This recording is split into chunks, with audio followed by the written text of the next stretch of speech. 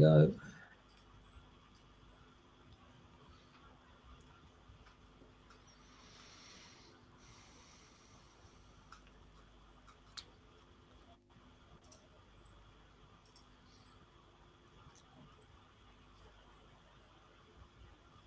Yes, so we are probably already live. Let me know if we are live. Give us a comment on whichever platform you're on. We'll be able to see what that is. What a great session we are in for tonight. Yes, here we go. I think we're going live now. Yeah, here we go. So we are back on the Business and Property Entrepreneur podcast. Good to see. Oh, yeah, we're going live across multiple platforms here. So give us a comment. Put a hashtag live if you are watching or listening to it live. Put a hashtag replay if you listen on the replay. That way we know if any questions come up. We know if you were live and we probably answered them. Or if not, we can answer them, when you're watching it on the replay. So we are in for a massive treat tonight. We were just talking about like what is a very integral part of becoming not a property investor.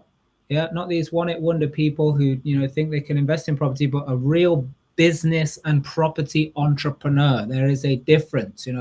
Business is about setting up systems. Being an entrepreneur is about solving problems, not just trying to make a quick buck. So we have been blessed tonight with Ryan and Giovanni here, and they're going to bring a very special subject to the table, which a lot of people dismiss or don't take too serious or don't set up their project well enough, and that is architecture. I mean, let's be honest, guys, even saying that word out loud, at least to me, yeah, because I'm into more of the business and the property entrepreneurship than like the planning and the minute details. Saying the word architecture is even sounds boring to me. Yeah. So your job tonight is to bring the spice back to architecture and why this is so important. But before we get to that, let's just have a quick intro from each of you. Like, where did you come from? What led you? Like, what was your career path, or what happened to you guys growing up that led you to doing what you're doing today? Not just doing architecture, but also investing in property deals yourselves. Yeah, Ryan, you want to start us off? Yeah, thanks, Mark. Thanks, everyone, for having us on. I'm Ryan Windsor, co-director of WindsorPatania and HMO Architects. I started property fairly young, so I got into property at 17. And I've got to say, it was mainly because I don't come from an affluent background, and I thought it would be a great way to set up a pension. So I thought it was actually a one and done situation, Mark. I thought one property, I'm done, and I can sort of, bank on that. But actually learning more about it and then sort of, growing up, I realized, you need a few properties, especially if they're buy-to-lets, which I started with. And, just sort of continue to add to the portfolio every year. And yeah, I don't know, Gio can tell us our inception story of how we met, maybe. Yeah. I started investing in property a little bit later than Ryan, when I was 26, right? So now it's like 8 years ago, something like that. And but I am an architect, so I studied architecture in Italy. I'm from a city close to Florence called Siena, and I moved to the UK back in 2013. So then after 5 years of working by a quite big architectural practice called Foster and Partners, I decided to pursue the entrepreneurial path, and I started looking into property because I was fascinated about the financial freedom which property can give you if done properly, right? And this is how I met Ryan. So we met each other at an award ceremony where he was getting an award for his achievements in property investing. So I liked his, being humble and knowledgeable at the same time. Oh, we lost him. Yeah. Okay. But it was getting exciting. It was, yeah. He mentions about me being humble. I mean, I was pretty nervous being on the stage. Yeah, it's not every day you're in a room full of 400 people, who are doing bigger and better things than you. And I just remember him coming up to me and asking me loads of questions about, I mean, very, very basic things about buy-to-lets and mortgages. And then, I found out about him and what he was doing and the projects he was working on. And he was leading the design and development of, £100 million Apple stores. And he didn't really tell me about that, and I was like, what the hell are you asking me about, 6-meter extensions or something, with his backgrounds. So he was definitely humble as well.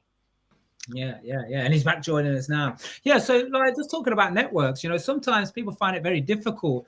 I think especially as time has gone on, loads of things are popping up all over the place now of, join this and get this secret sauce and all of this stuff. Like sometimes it can be difficult.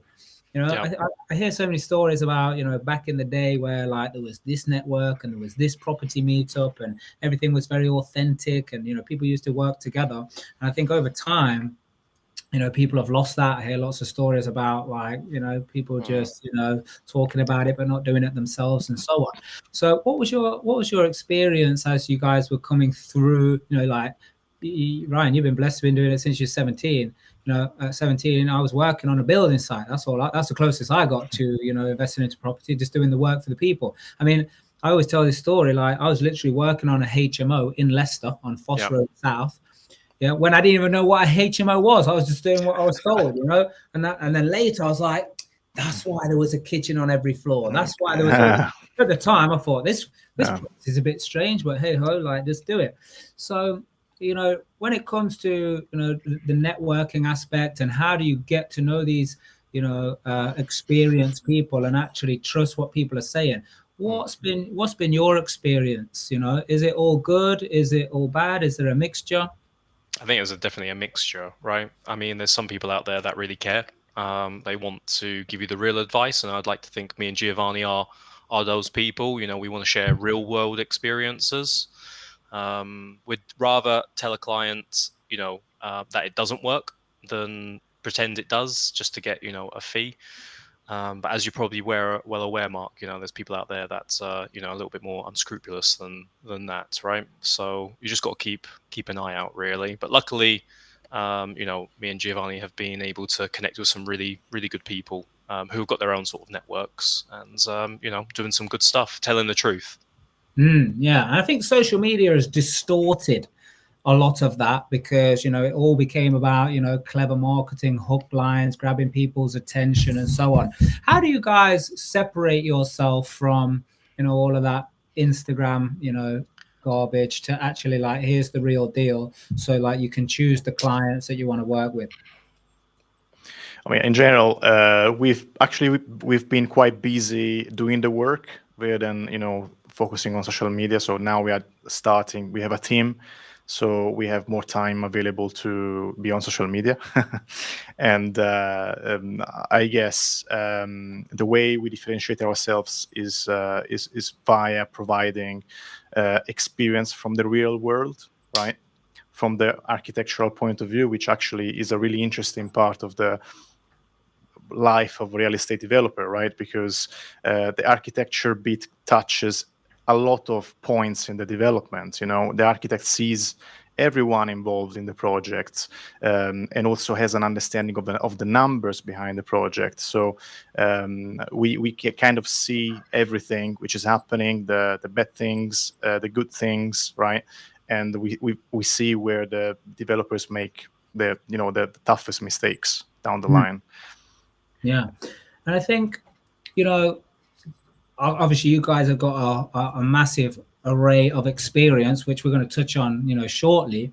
But like I think one of the biggest challenges people find is like, when do I bring an architect in? Like, when is the best time to do it so I don't waste their time, so I don't end up spending money or paying for something that I'm actually not going to need? So like, what would you say, or what advice do you have for people as like, when is the good time to start engaging with an architect so we don't waste too much time, but at the same time we do set the project up to succeed? I think Ryan has like 50 of these calls every week. Yeah, I was going to say the time, definitely the time not to do it, right, is when you starting the building work, right? Like, don't start building work and then say, oh, actually, I might need an architect. And you're laughing, but we actually got asked to help out on a fairly big flat development in London.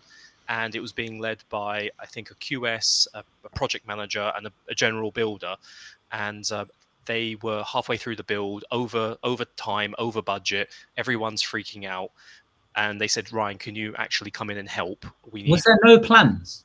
There was like a outline plan, like a box, right? Like no architectural drawings. And if you want the technicalities of it, you can ask Giovanni, because he was kind of more involved in the project. But they didn't have building reg drawings, and you're sort of like, well, how are you even on site? How are you even doing this? So sometimes that happens, more often than not. So I mean, the best time. Crazy. Well, like if you was to dig, like, or sometimes when you get into that type of situation, like, what are the reasons that it wasn't set up? Was it just purely just to save money, or? I don't did you find out in the end? I think it was just the builder who wanted to start the work before waiting 6 months to get planning approvals and things like that. There is, of course, the rush to go on site. You know, some people, they have bridging finance. They want to finish everything as fast as possible, but they do a lot of mistakes down the line. And then obviously there is the save money side of things. You know, people don't want to. They think they can do everything themselves, right? And then they end up paying like 3 to 4 times what they had to pay in the first place, right? So it's a false economy, right? Yeah. Generally, like the clients that have the smoothest ride, they'll contact us. I'm thinking about buying a property, Ryan. Can I have 15-minute chat? Have a 15-minute chat with me, and then, you know, okay, are you going to put your offer in? Yes, I think I'm going to put my offer in. Put their offer in. They've secured it somewhat. You know, they've got some time. They can look into it now, and then we do some variation of a feasibility study, some sketch designs.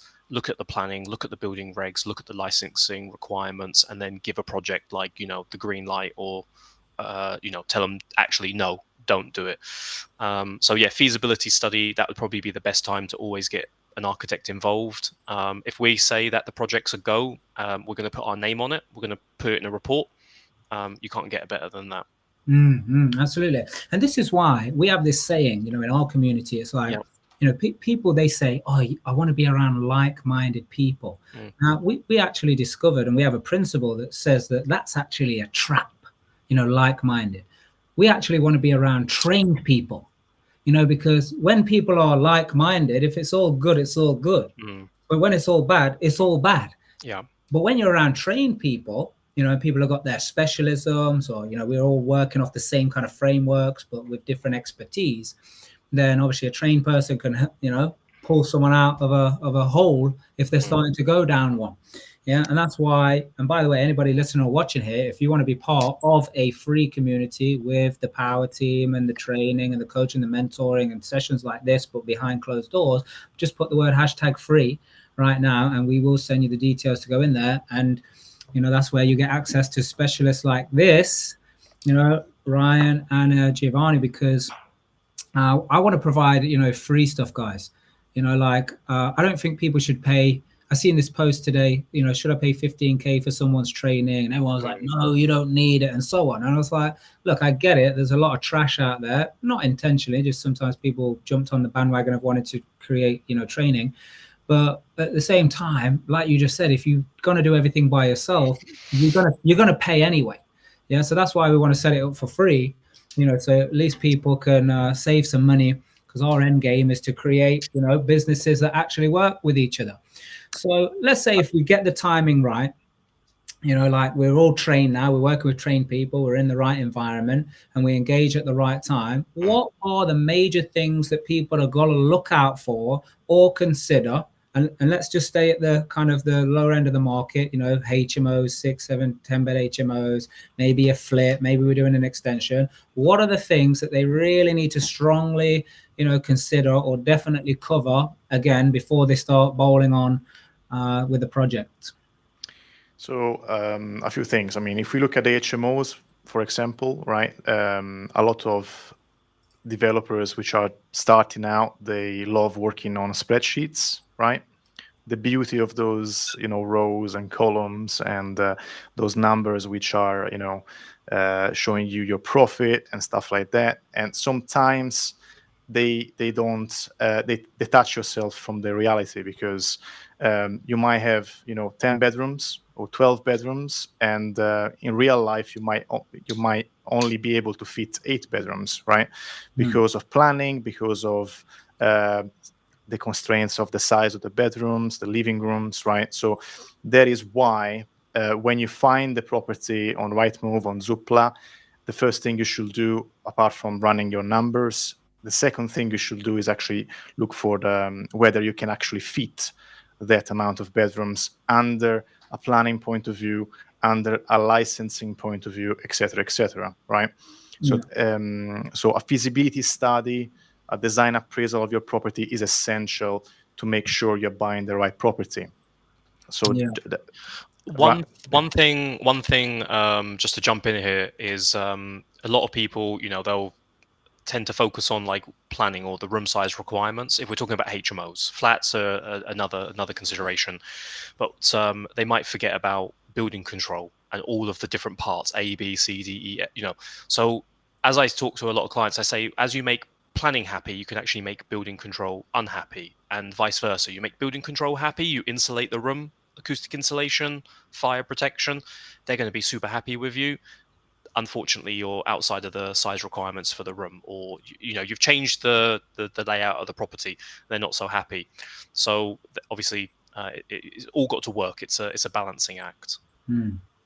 Yeah, here's good. Like, let's take one piece from each of you, because we're getting tapping into your experience here of what people should look out for. But let's say if someone needs to recruit an architect, for one of their projects, how should they be interviewing, the architect? Like, what should they be asking? How can someone ask questions to be like, yeah, I know for sure these guys can do my job, or what's a red flag? What would your best advice be around that? Ask for case studies. Ask, to show you which are the projects they worked, in the past. So, let them explain the whole journey they followed from planning to building control and licensing, right? That is fundamental. So if they've done it once, well, or more than once, they will do it again. They will do it again, a good job for you, right? Red flags, Ryan, for you? Maybe I know a red flag. Maybe it is the one you're about to say. Yeah. Well, maybe we'll see if we're synced up. Yeah, I was going to say, architect is a protected profession, Mark. Right? So there's a lot of people out there who are designers, who are stagers, interior designers, that kind of stuff, and they'll try and take on extra work and say, yeah, of course I can do it, because they can use the software, the CAD software. So if you really want an architect who is all about finding solutions to your project, you should actually check if they're registered with the ARB, Architect Registration Board. And if you want someone who has and who understands all of the regulations, the British regulations, then a RIBA chartered practice. Yeah, so Royal Institute of British Architects. Do you need a RIBA chartered practice? No, but definitely if you want to work with an architect and not a CAD technician, like, you can be a CAD technician, Mark, tomorrow. You just have to learn the software. And but have you actually been trained for 7 years on finding solutions to problems, and foreseeing them is actually probably a more important aspect. I'd say that's something someone should really check for. Gio, was that what you were thinking I was going to say? That was one of the most important ones. People which are saying they are architects but they are not, and of course there is price, right? So when an architect gives you a price for his services which is extremely low, right? I would be really, really careful, because it means that they're either going to take longer to deliver your project, or they might not be responsive, or they might not have the knowledge, and they are just they're using your project as a learning curve, right? So just be careful with that. Yeah. I mean, I joked to Gio a couple of years ago that we should change the name of our company to SOS Architecture, Mark. because we had so many clients that just found us online, or a recommendation, which is always nicer. And, they had worked with 1, 2, or even 3 architects. We've got case studies on our website where we've got clients where they've hired up to 3 architects and they've failed 1 year, 2 years of work to get planning permission. We have come in, and as I say we're a team, so our team have come in, and within 6 months we have solved a massive problem. So there's one project on the website where the client's dad owned a GP surgery in London. He was paying business rates for, was it 3 years, Geo? £2,000 a month or something. It was a lot of money, right? He was paying £2,000 a month or something like that. And they just couldn't find the solution to the problem. We came in and we found the solution. We turned it into flats. We got permission. And I mean, when we told him we got permission, planning permission for it, I mean, there was tears of joy. And that's obviously really special for us, right? Because not only have we done a good investment, but we've solved this big elephant on this client's back and got it off of his back. Yeah. So maybe you can solve this. This was a couple of years ago now. I'm wondering if you can solve a little debate that we were having. So this was when I was running my construction company, and one of the people we were doing a job for, they didn't go with our advice on how to recruit an architect. And the people that we used in our team. So they selected their own, and they got some plans. And then when they needed some adjustments to those plans, they wanted to charge them a few £1,000s, which they weren't happy with. So then they took those plans to someone else. And anyway, this person is supposed to have done the plans, but then they didn't hit the deadline. I'm just wondering, in your industry, is it okay? Is it like a feasible excuse to not hit a deadline if your computer breaks? Your computer breaks. I mean, it depends exactly what the definition of computer breaking, because you might have, temporary breakdown, right? But if it just freezes and it's completely unusable, then usually, I mean, the way we work, right? For example, and many other architects work, right? Systems. Yeah, you like systems. So maybe I understand what happened, right? The guy had everything saved on his computer. The computer just break down, and now he lost all the files, right? Because everything was saved on his computer, on his laptop, probably right? Personal computer. Yeah. I think we use these settings only for the first month we've been operating, but afterwards we moved all our database online, right? So we're using the cloud. So if today my laptop crashes or explodes, right, I still can buy another laptop and quickly access my data and can carry on. So if you are a big company, I mean, if you are a professional studio and you are dealing with professional developers, the developer, which is your client, will expect that you have the backup methods and systems to avoid this thing in the first place, right? I don't think it's an excuse. I don't think is an excuse. It would be interesting. For how long was the delay caused? How much was the delay caused by this? It's hard. It's hard to isolate that, because it was in amongst other delays of like wanting to change it, wanting to be charged thousands of pounds. Then this guy's computer broke. Then someone else's parent at the football said he could do it, and then they superimposed one plan on top of another, and we could see the lines, and we was like, this is becoming Mickey Mouse here, and this is what happens when you don't select, or like you're trying to save a few. I don't know what you're trying to save, because like either way you pay, like you pay to get it done properly, or you're going to pay because there's some kind of reduction in quality or whatever.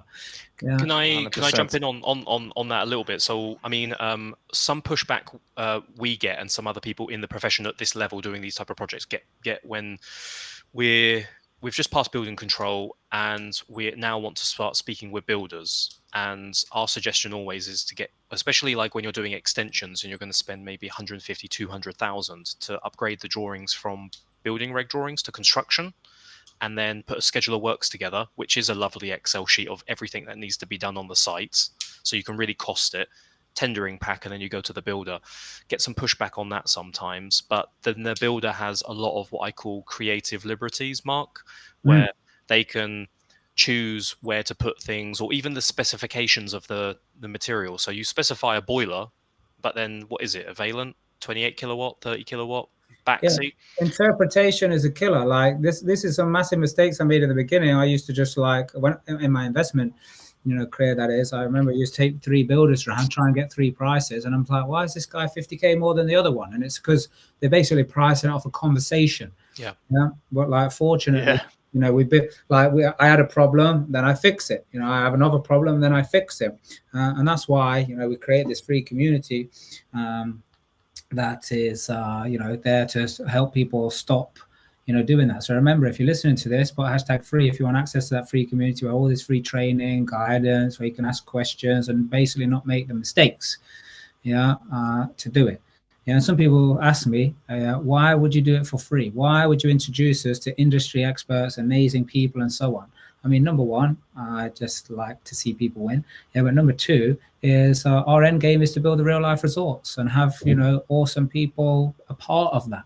And it's like the amount of mistakes I've made from working with cowboys or acting like a cowboy. I'll put my hands up. I've done it myself. I acted like a cowboy myself. So like I made those mistakes.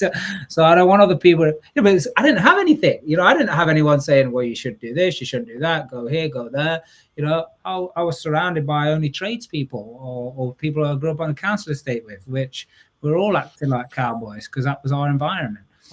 So now obviously want to be part of an environment where people are trained and we get, because we now have at least I say this to myself, cheap today don't mean cheap tomorrow, and I had to replace a flat roof on one of my properties. It's only 5 or 6 years old.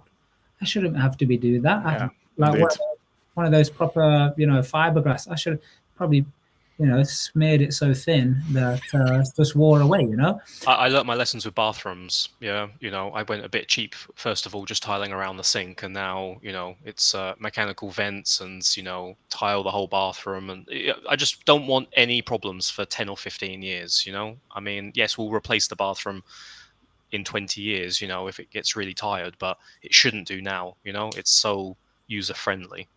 You just reminded me, and this is a difference between the person who is a developer or a business, an entrepreneur, versus a tradesperson or someone who just is a knockoff property investor.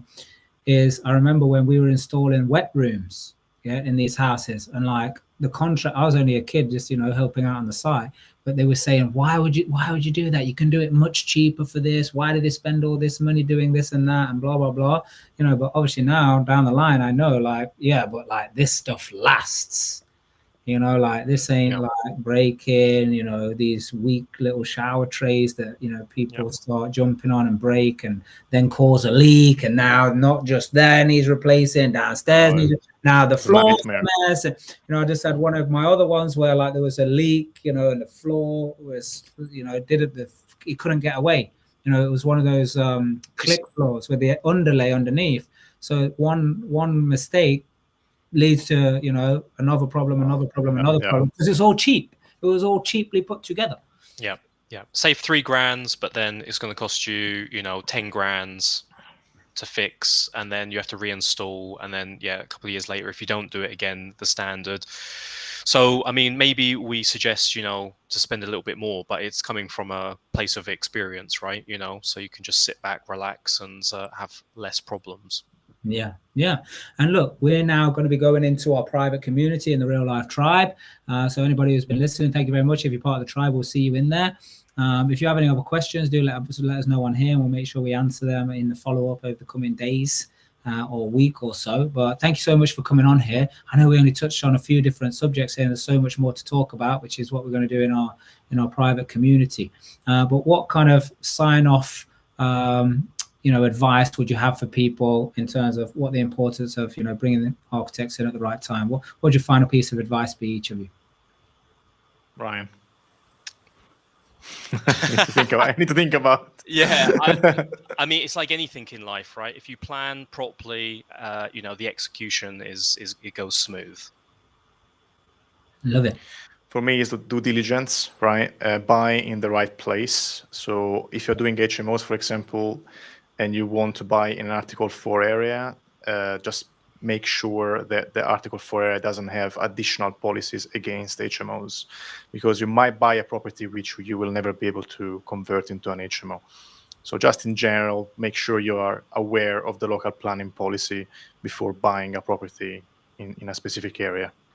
Very good. And that advice goes so much deeper from the both of you.